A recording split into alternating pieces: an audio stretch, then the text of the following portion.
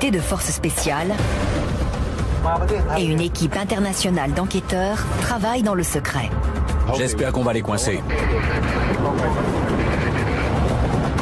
Leur mission, démanteler un réseau de prostitution notoire. Tu veux du sexe? Quoi? Faire l'amour? Et sauver des milliers de femmes réduites à l'état d'esclaves sexuels.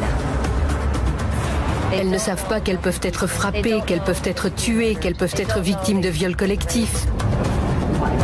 Leur cible, Elle s'en va! Attrape-la! un réseau qui gagne des millions de dollars grâce à la traite de femmes originaires d'Asie centrale.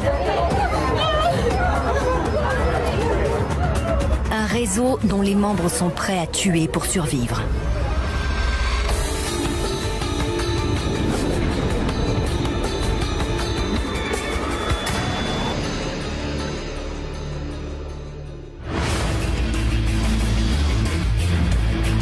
Nous sommes à Bangkok, en Thaïlande.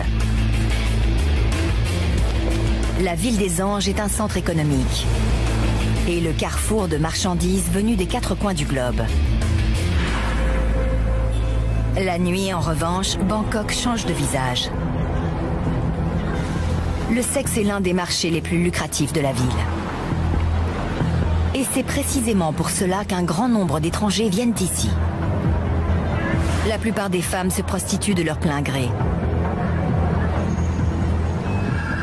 Toutefois, il existe à Bangkok un marché du sexe bien plus sombre.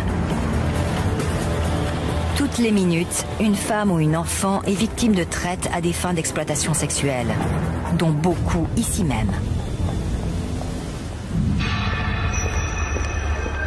Steve Galster est à la tête de la fondation Freeland. C'est dans le cadre d'une opération visant des trafiquants d'animaux qu'il est arrivé à Bangkok il y a 10 ans. Aujourd'hui, il a une nouvelle cible, les réseaux de prostitution qui utilisent la Thaïlande comme plaque tournante de leur trafic. La traite sexuelle, c'est l'esclavage des temps modernes. Dès lors que vous êtes dans une situation dont vous voulez sortir mais dont vous ne pouvez pas sortir, vous perdez votre liberté et vous êtes un esclave. Il y a environ 1,5 million d'esclaves sexuels dans le monde aujourd'hui, dont la moitié en Asie et plus particulièrement en Thaïlande. Ce sont des ressortissants ouzbeks qui dirigent l'un des réseaux les plus connus du pays. Ils attirent des femmes vivant dans des pays pauvres en leur promettant un travail légal. Puis, ils les obligent à se prostituer. Ce soir, Steve Galster a rendez-vous avec un informateur qui surveille le réseau. Il ne peut pas prendre le risque d'être suivi. À l'échelle mondiale, la traite sexuelle représente 35 milliards de dollars. Les trafiquants sont prêts à tout pour protéger leurs intérêts. Les enjeux sont élevés pour tout le monde dans cette opération. Ceux qui sont au sommet de cette chaîne ont perdu leur humanité. J'aimerais les voir derrière les barreaux. C'est pour ça que je m'implique.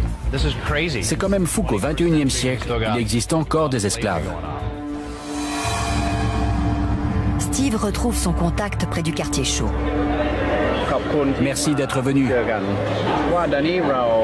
Comme j'ai remarqué qu'il y avait beaucoup de filles ouzbèques en ce moment, je me demandais si vous aviez une idée de qui pouvait être à la tête du réseau. Je ne sais pas si c'est un homme ou une femme. Il y a beaucoup de groupes. Malgré le danger, son contact accepte de continuer à lui fournir des informations sur le réseau.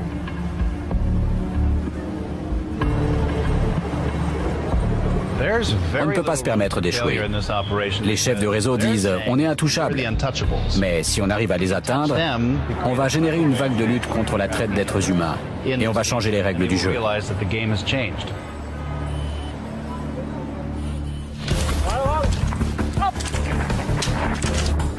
Steve Galster n'est pas seul pour démanteler le réseau ouzbek. Il est secondé par les hommes d'une unité spéciale entraînée pour lutter contre le terrorisme. Je ne sais pas vraiment qui ils sont, puisqu'il s'agit d'une unité du gouvernement thaï chargée de conduire des opérations secrètes. Ils font un travail d'infiltration et essaient de faire tomber de sales individus et de puissantes organisations. Pour les aider dans leur travail, un homme qui est devenu une véritable légende pour les Thaïlandais. Il y a 20 ans, le général Charnvut menait la guerre contre la mafia russe. On dispose d'un quart d'heure environ. Ensuite, on mettra la cible sous surveillance. Désormais, il travaille pour le département thaïlandais de lutte contre la traite d'êtres humains afin de démanteler le réseau ouzbek. Voyez-vous que ces psychopathes devraient vivre à côté des gens ordinaires? Nous devons les éliminer. Non? Ce qu'ils font est navrant. Vous imaginez si c'était vos filles?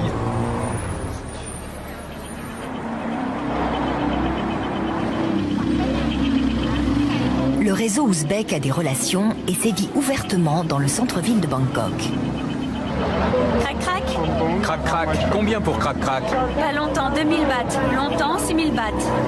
Ces femmes sont extrêmement surveillées par leurs contrôleuses. Il n'est possible de les filmer de près qu'en utilisant une caméra cachée. Combien? Pas longtemps, 3000. Et toute la nuit? 6000 bahts.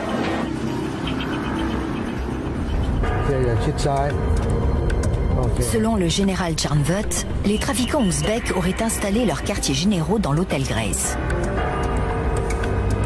Là, on est devant l'hôtel Grace. C'est la zone. Oui, c'est la zone. Le général pense que le réseau est installé ici. L'hôtel est fréquenté par un grand nombre de clients du Moyen-Orient.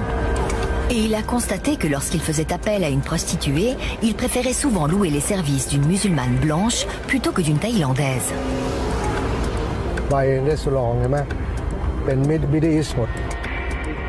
Cela fait plusieurs mois que le général et ses hommes surveillent l'hôtel Grace. Ce soir, ils sont sur une piste. Un agent infiltré a entendu parler d'une prostituée ouzbek qui a été frappée parce qu'elle ne rapportait pas assez d'argent. Il fait circuler le bruit selon lequel Steve Galster pourrait l'aider. Au bout de plusieurs jours, la jeune femme le contacte enfin. Et il la place immédiatement en lieu sûr. Son nom de code est M. Et elle est terrorisée. Les trafiquants lui ont retiré son passeport. Elle ne peut donc pas quitter la Thaïlande. S'ils apprenaient qu'elle a parlé à Steve Galster, ils pourraient s'en prendre à elle, ainsi qu'à sa famille restée en Ouzbékistan. Je ne peux pas dormir. Je ne fais que penser à mon passeport, mes photos, mon billet, ma maman et mon bébé. Afin d'aider la police à arrêter ces trafiquants, Steve Galster a mis sur pied une équipe internationale d'enquêteurs surnommée Opération Graceland. Leur première mission est de secourir M. Andkouri Kumar est officier de renseignement. C'est elle qui est chargée d'analyser toutes les informations concernant l'organisation ouzbek.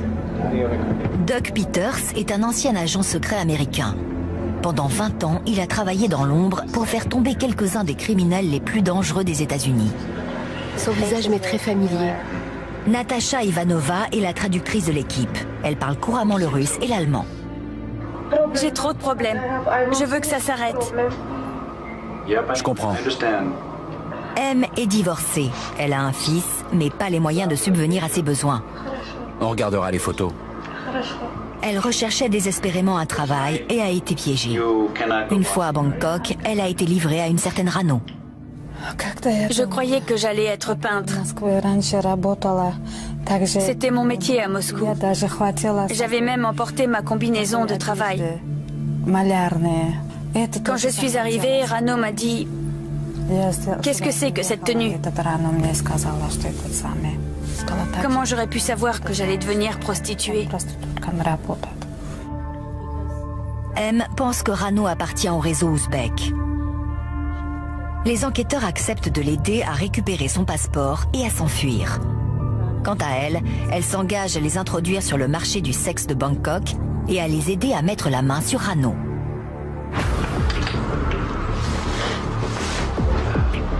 Ça ne devrait pas prendre plus d'1 heure. M sait que Rano travaille dans un nightclub connu de Bangkok. La sécurité y est stricte. Mais Doug Peters et Steve Galster pensent pouvoir y entrer avec des caméras cachées.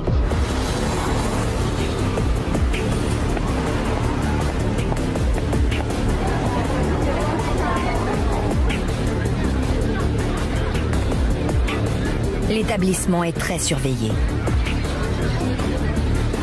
Si leur caméra venait à être découverte, les deux hommes seraient en danger.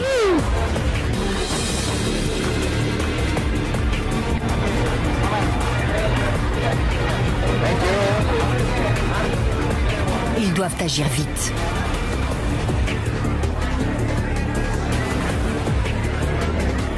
Il leur faut impérativement trouver Rano avant qu'elle ne découvre que M l'a trahi et essaie de s'enfuir.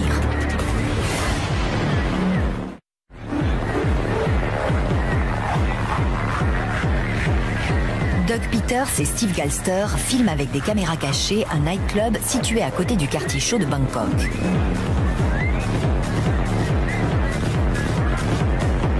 Leur cible est une ressortissante ouzbek répondant au nom de Rano. Ils savent qu'elle fréquente souvent cet établissement. Ils essaient de la trouver afin d'organiser son arrestation et d'aider M, une prostituée, à sortir de ses griffes.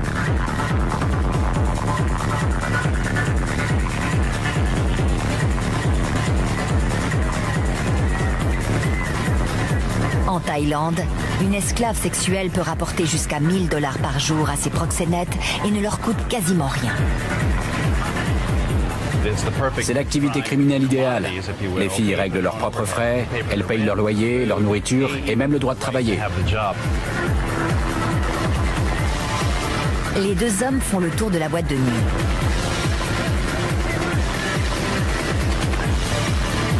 C'est un lieu fréquenté par des hommes originaires d'Inde et du Moyen-Orient en quête de rencontres.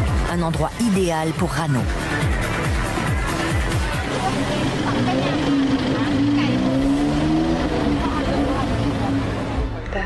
C'est une amie de Nargiza, du gang du Grèce, et une amie de Rano? Oui. À leur retour, M identifie des membres importants de l'organisation ouzbek. Vous êtes sûr? Oui. C'est Zamira? Oui. On essaie de savoir qui sont les fantassins, qui sont les colonels et les mères maquerelles. On essaie de remonter jusqu'à Rano, qui a battu M, et lui a pris son passeport, son argent, ses photos et son billet. On essaie aussi d'établir une connexion entre elle et le gang du Grèce. Lui? Ok, le gros chauve. Ils trouvent également Rano. Ça, c'est Rano. Oui. C'est elle? Oui. Ok, on l'a. J'ai montré les images à M et elle a dit oui, c'est elle. Donc maintenant, on va les montrer à la police, retourner au nightclub et arrêter Rano.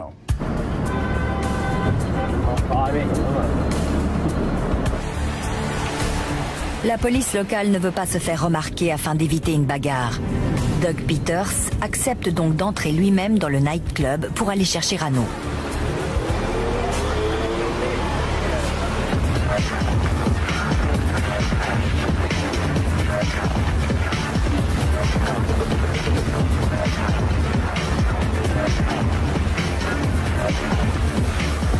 Il finit par la repérer au fond du bar.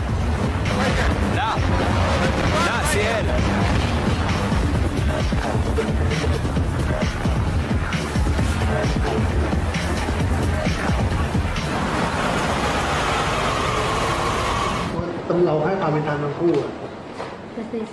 Au commissariat de police, M tient à parler à la femme qu'il a dupée et retenue prisonnière à Bangkok. Je vais te crever les yeux. Tu verras, je te tuerai. Je vais te massacrer. Ferme-la. Toi, ferme-la. T'es une espèce de traînée. Regarde-toi. Regarde-toi, t'es une vraie prostituée. T'es une prostituée. Rano sera relâché. La police n'a pas suffisamment de preuves pour l'inculper. Pour M, en revanche, l'opération est une réussite. Au moins ce soir, on a eu un rapport de police. On va pouvoir lui obtenir un passeport temporaire, un peu d'argent pour qu'elle rentre dans son pays. M a été d'une grande aide. Grâce à ces informations, les enquêteurs ont pu dresser un organigramme du réseau.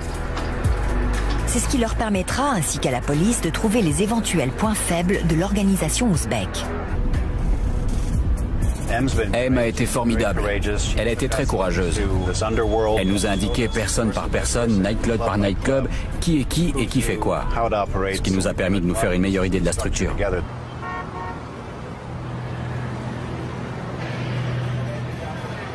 Si M a eu la chance de pouvoir s'enfuir, sur les trottoirs de Bangkok, un grand nombre de femmes sont toujours prises au piège.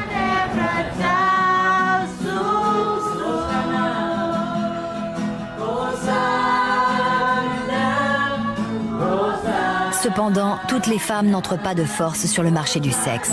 En Thaïlande, des milliers d'entre elles le font volontairement parce qu'elles n'ont pas d'autre solution pour gagner leur vie. C'est une situation qu'Annie Dieselberg connaît très bien. Elle est à la tête d'une organisation internationale qui s'appelle Nightlight et qui aide les anciennes prostituées à quitter le trottoir et à oublier le passé. Ces jeunes femmes pensent qu'elles n'ont pas d'autre choix. Nous essayons de leur offrir la liberté de choisir, d'avoir une vie meilleure et de réaliser leurs rêves.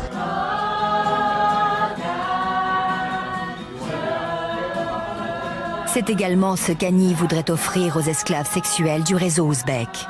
Elle a rejoint l'équipe d'enquêteurs pour offrir une protection à toutes les femmes sauvées. Ce soir, elle se rend dans le quartier chaud comme elle le fait depuis 17 ans. Elles nous racontent leur histoire quand on les aide. Sinon, on ne glane que des bribes d'informations. Mais aujourd'hui, c'est différent. Annie emmène un autre membre de l'équipe d'enquêteurs au cœur du trafic ouzbek. Une fille ouzbèque vient de partir par là. Matt Friedman est à la tête du projet interagence de l'ONU contre la traite d'êtres humains. Cela fait 25 ans qu'il combat l'esclavage sexuel, hanté par le souvenir d'une fille de 15 ans croisée dans une maison close en Inde. Un jour, une jeune fille m'a vu et elle est venue vers moi.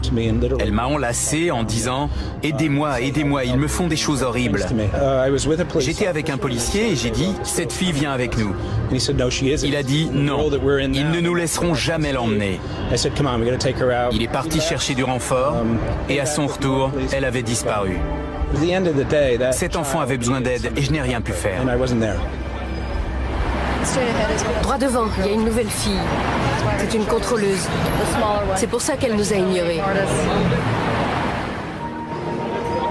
Matt Friedman est venu sur le terrain parce qu'Annie Dieselberg a pris conscience de la rapide expansion du réseau ouzbek.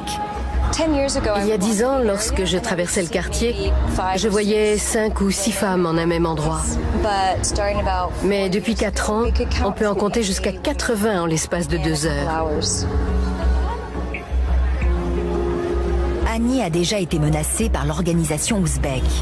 Mais avec son équipe, elle continue à affronter le danger pour tendre la main à toutes les femmes qui ont besoin d'aide.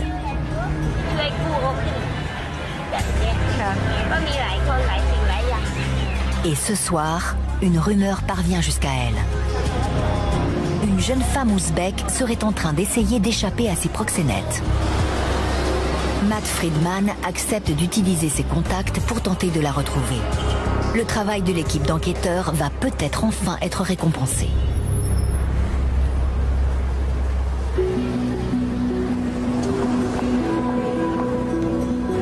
Cela fait des jours que les hommes d'opération Graceland essaient de localiser une prostituée ouzbek qui cherche à échapper à ses proxénètes. Tu as quoi? En faisant jouer ses contacts, Matt pense enfin l'avoir trouvée. Hier soir, j'ai reçu un coup de fil intéressant. Une femme ouzbèque qui est forcée de se prostituer, à qui on a retiré ses papiers et qui a reçu des menaces. Elle veut s'enfuir, elle est désespérée. Son nom de code est Anna. Et apparemment, elle n'est pas la seule à être victime de ce réseau.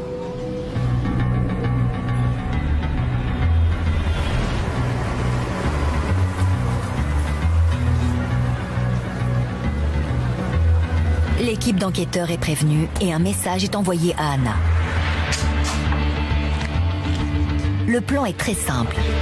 Steve Galster va s'assurer qu'Anna est bien dans la rue. Ensuite, un de ses collègues se fera passer pour un client et la fera monter dans sa voiture pour l'emmener en lieu sûr.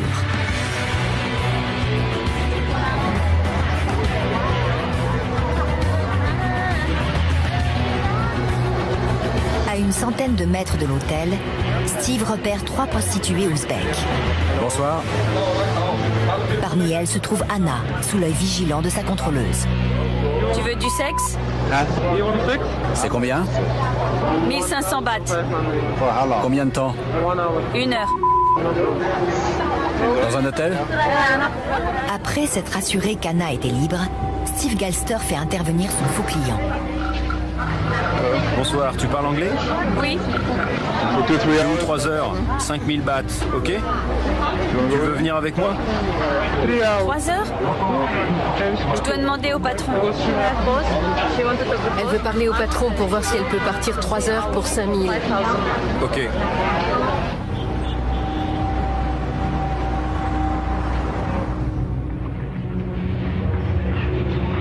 Une fois en lieu sûr, Anna surmonte sa peur et commence à parler.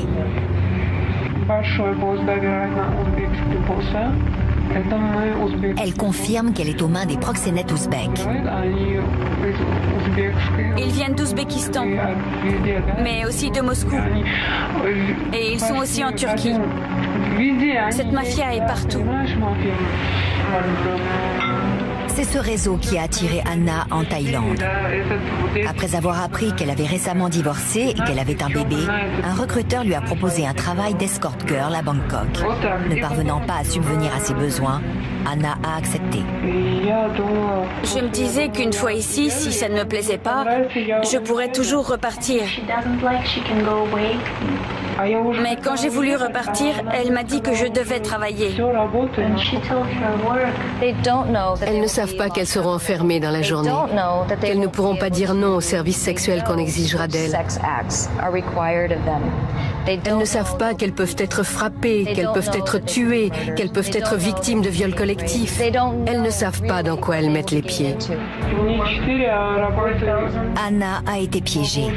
Bien qu'elle soit venue à Bangkok de son plein gré, au regard des lois internationales, en perdant sa liberté, elle est devenue une victime de la traite d'êtres humains. Ça m'attriste énormément. J'ai appris qu'Anna avait une petite vidéo de son bébé sur son téléphone. Elle la regardait pour ne pas perdre espoir et se dire qu'il fallait qu'elle rentre au pays.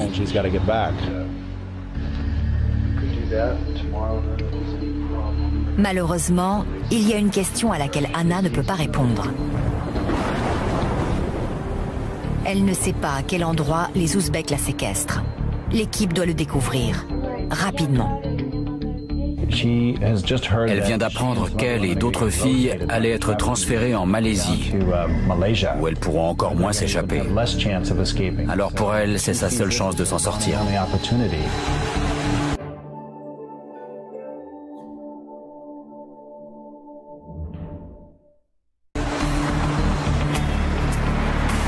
Pour localiser la planque ouzbèque, tous les enquêteurs sollicitent leurs contacts. Ils découvrent 6 pistes. La principale les mène à un immeuble situé non loin de l'hôtel Grace. Le département de lutte contre le trafic d'êtres humains met en place une surveillance. L'enquête doit progresser. Les Ouzbeks n'agissent pas seuls. Derrière eux, de mystérieux individus originaires du Moyen-Orient pourraient être impliqués dans un trafic bien plus important que celui du sexe. Certaines mères maquerelles, certaines contrôleuses qui ont été engagées pour surveiller ces femmes, ont souvent des petits amis iraniens qui, selon nos sources, se livrent à du trafic d'ice, de méthamphétamine, et allez savoir quoi d'autre.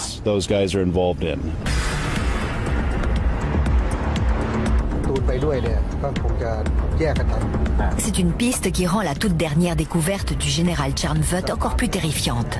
L'organisation ouzbèque s'est développée. Ils ne travaillent pas seulement à Bangkok. Ils ont étendu leur réseau. Ils envoient aussi des femmes travailler à Pattaya. Pattaya est un autre haut lieu du tourisme sexuel. C'est aussi la prochaine cible du général.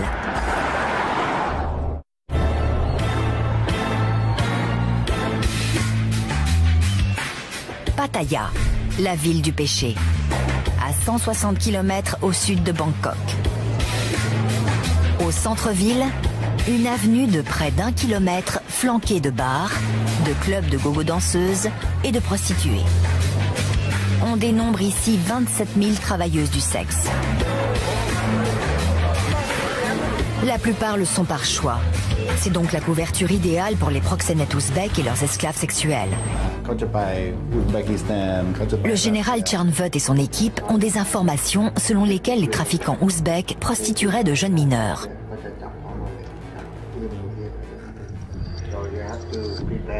Ils vont donc leur tendre un piège pour les prendre en flagrant délit.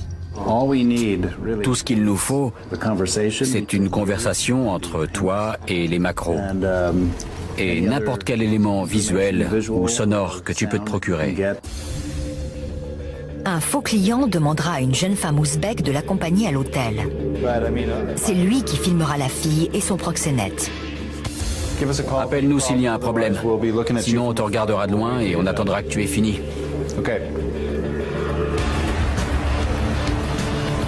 De l'autre côté de Pattaya, les hommes de l'équipe thaïlandaise sont également en action.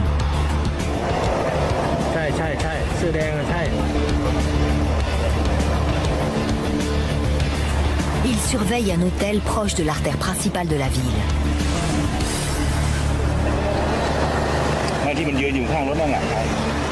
Selon eux, il s'agirait du quartier général du réseau ouzbek.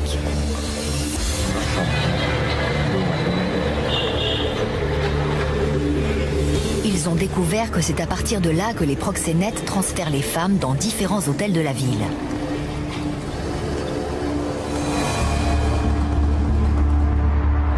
L'un de ces hôtels est celui du général Tchernvut, où le piège est déjà en place.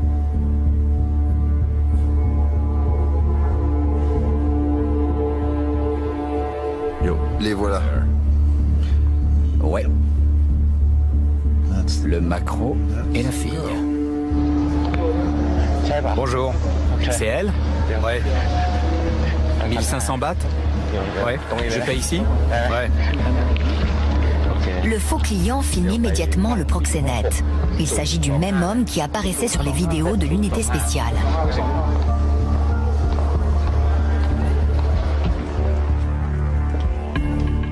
Une fois dans la chambre, il peut enfin filmer la fille. Vous êtes d'où? Inde. Non, vous n'êtes pas indienne. Une fois sa mission accomplie, le faux client dit à la fille qu'il a changé d'avis. Tenez, un pourboire. Ok, merci. Il lui donne quelques billets de plus et la renvoie. Pendant ce temps, près du QG des Ouzbeks, les hommes de l'unité spéciale ont identifié l'homme chargé de livrer les filles. Il s'agit d'un intermédiaire thaïlandais qu'ils baptisent M1.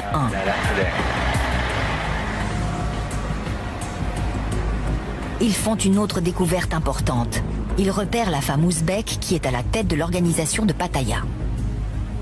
L'équipe d'enquêteurs dispose désormais de nouveaux éléments qui pourraient l'aider à faire tomber l'organisation.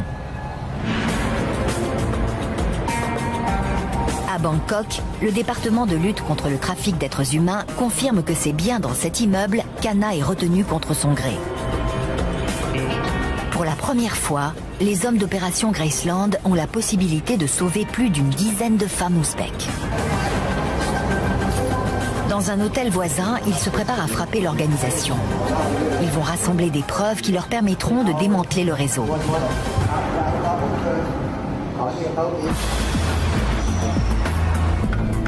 Le coup d'envoi a été donné. Les hommes du département de lutte contre le trafic d'êtres humains sont en route vers la cage des prostituées ouzbèques. Anna est déjà en lieu sûr. Les policiers craignaient que le réseau ne l'expédie en Malaisie. Un faux client l'a donc secouru. Elle s'en va. Attrape-la. Les proxénètes sont totalement pris au dépourvu par l'assaut.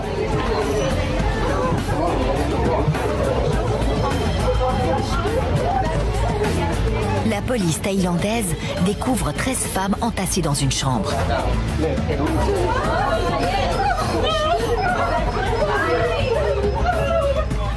Ils ne vont pas lui faire de mal. Elle est si jeune. Les policiers thaïlandais ont libéré les femmes. Les hommes du département de lutte contre la traite d'êtres humains ont tenté d'établir qui était là volontairement, qui ne l'était pas.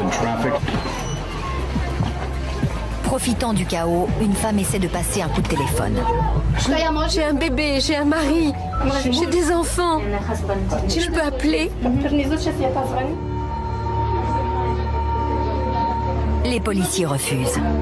Mais les contrôleuses font taire les femmes en les menaçant en ouzbek. Vous comprenez ce qu'il faut dire? Vous direz que vous travaillez à votre compte.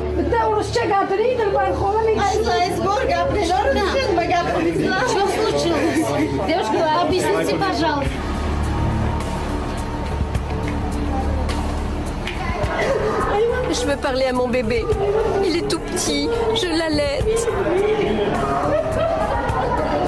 Au commissariat, les femmes ne sont toujours pas séparées et la confusion continue de régner.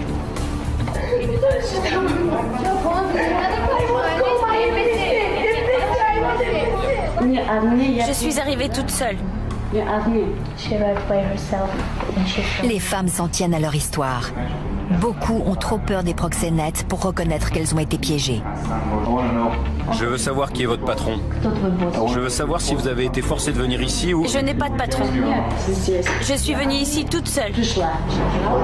Que faites-vous à l'hôtel Grasse? Ce que je fais, je vous l'ai dit, je travaille.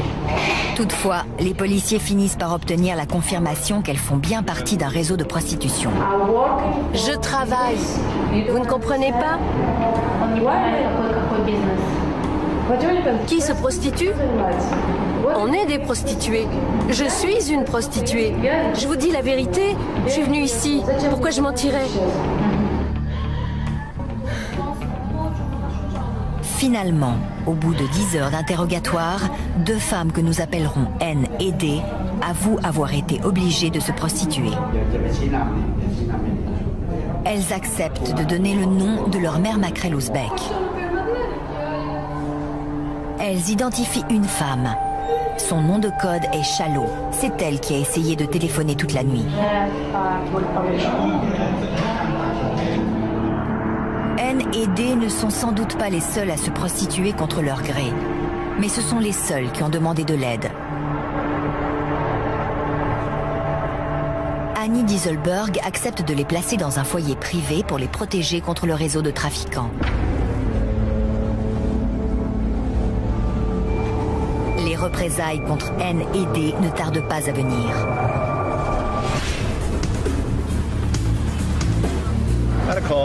J'ai eu un appel de l'informateur qui m'a dit qu'elle semblait en danger. Quelqu'un les poursuit.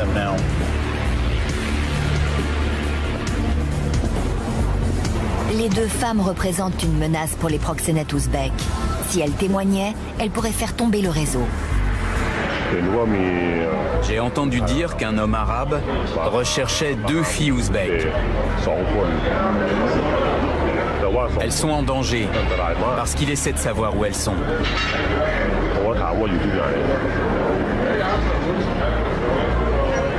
Il cherchait 2 filles? Oui. Ok.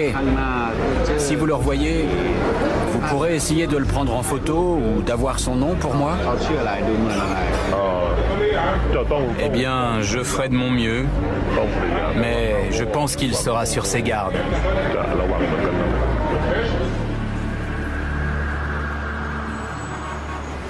Le travail de l'équipe d'enquêteurs est en péril.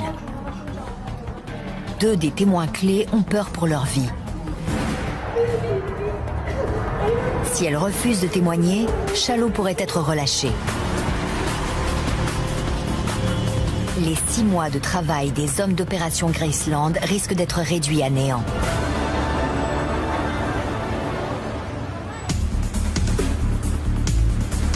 Ne disposant pas de nouvelles preuves contre elle, les policiers libèrent Chalo, la mère maquerelle ouzbek. Mais les enquêteurs ont de la chance. Chalo est rejointe par quelqu'un qu'ils connaissent. Son nom de code est Moat. Il s'agit de l'homme du Moyen-Orient qui est à la recherche de N&D. Steve Galster pense que c'est le mari de Shallow et le financier du réseau. Autrement dit, l'un des mystérieux individus qui se trouve dans l'ombre des Ouzbeks. Cela fait des mois que les hommes de l'unité spéciale sont à la recherche de Moat. Désormais, ils le suivent. Et atterrissent directement à l'hôtel Grace. Ils découvrent alors que Moat opère depuis le café de l'hôtel. Depuis leur voiture, ils remarquent qu'il est en relation avec 2 autres hommes. Afin d'en savoir plus sur leur rôle dans le réseau, ils placent ces derniers sous haute surveillance.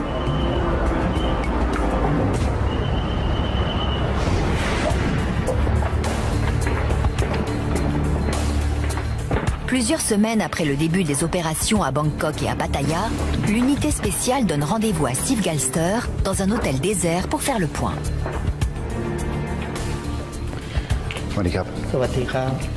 Même lui n'a pas le droit de voir leur visage. Voilà les filles. Elles sont ouzbèques, non? Oui.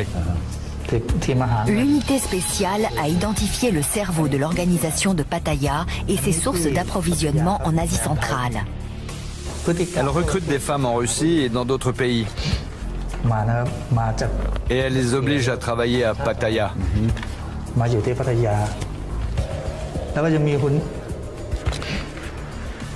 Et c'est X qui gère toutes ces femmes. Steve visionne également des images des caméras de surveillance de Bangkok. C'est le Grace, c'est ça? Il reconnaît les 2 hommes liés à Moat et au réseau ouzbek. D'après notre équipe de surveillance, ce sont eux qui dirigent les femmes. Et ces 2 hommes, c'est qui? Ceux qui contactent les femmes et s'en occupent. Ceux qui les contactent? Oui. Ils ne sont pas thaïlandais? Non. Ce sont des infos très utiles. Qui est le patron? Qui met les filles sur le marché? Qui gère l'argent, etc. Un travail très impressionnant. L'unité spéciale en fait une affaire personnelle.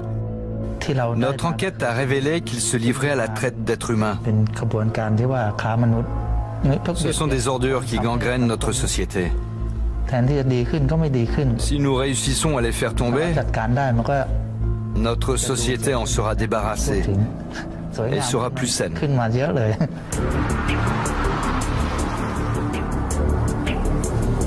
À Bangkok, Shallow est de nouveau convoqué au tribunal.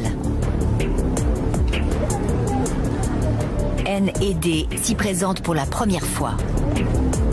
Les 2 femmes sont extrêmement tendues. Face aux menaces de mort proférées contre elles par le réseau ouzbek, N&D se sont rétractés. C'est une mauvaise journée pour l'affaire Shallow, parce que les 2 personnes qui devaient témoigner contre elle ont complètement changé leur version des faits et ont fait un faux témoignage.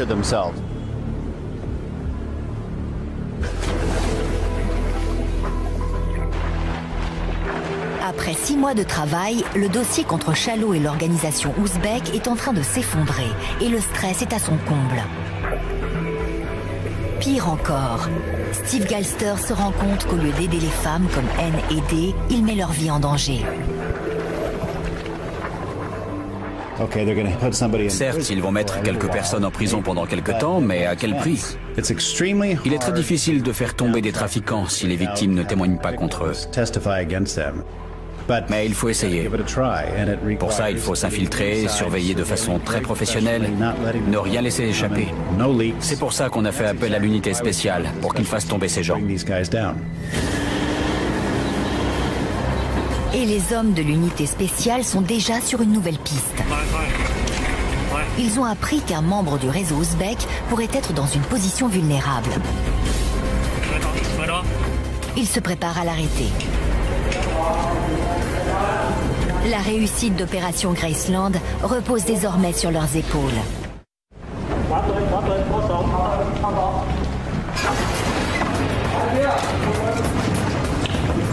Sur une base secrète, les hommes de l'unité spéciale se préparent pour une arrestation.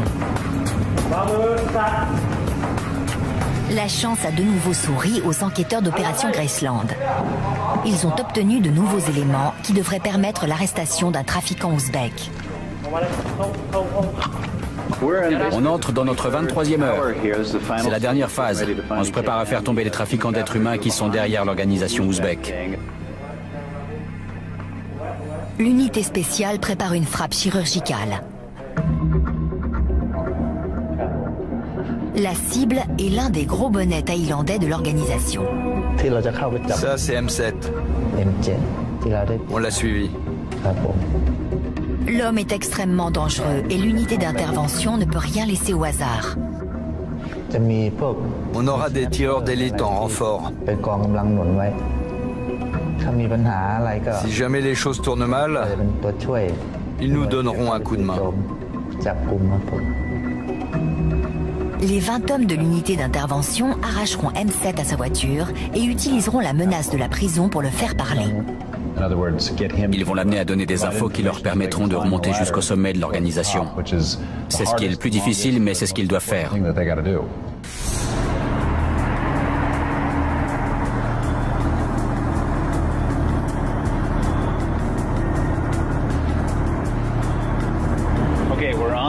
On est en route. L'unité d'intervention a été prévenue qu'un trafiquant avait été identifié et localisé. Elle va maintenant procéder à son arrestation.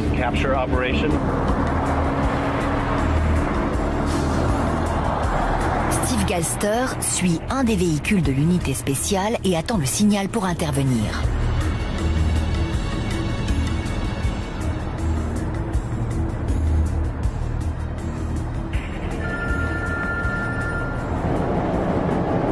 Oui.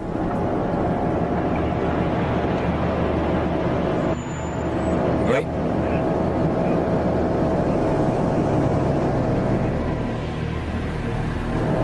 D'accord, ça marche. Ok. Ils disent de faire encore 500 à 700 mètres, puis de prendre à gauche. Ensuite, faudra ralentir, parce que les tireurs d'élite sont en place. Voilà, c'est là. L'arrestation est imminente. Non loin de la route, Steve remarque 2 véhicules.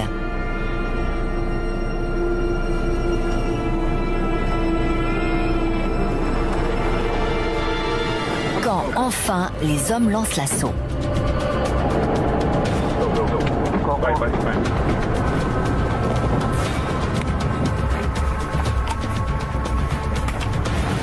Ils arrêtent M7 et un autre membre du réseau.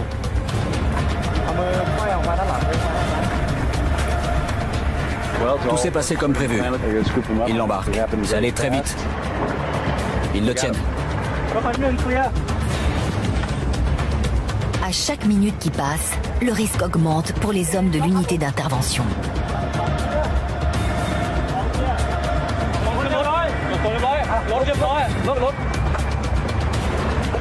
Mais très vite, ils ont terminé. Ils emmènent les trafiquants. L'opération est un succès.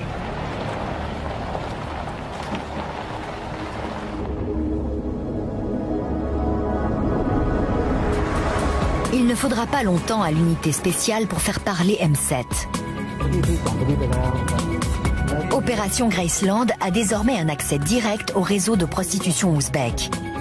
Et une occasion sans précédent de le démanteler pièce par pièce. Il est de notre responsabilité d'aider les femmes maltraitées. Je veux voir ces criminels condamnés à de longues peines de prison.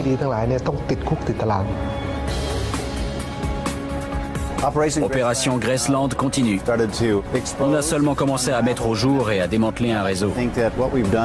Ce qu'on a fait, pour moi, c'est mettre un petit grain de sable dans l'engrenage qui fait tourner cette machine du crime organisé. Pour le moment, on ne verra pas vraiment la différence. Mais on va continuer à travailler et je pense qu'on finira par l'enrayer complètement. On ne doit pas s'arrêter là.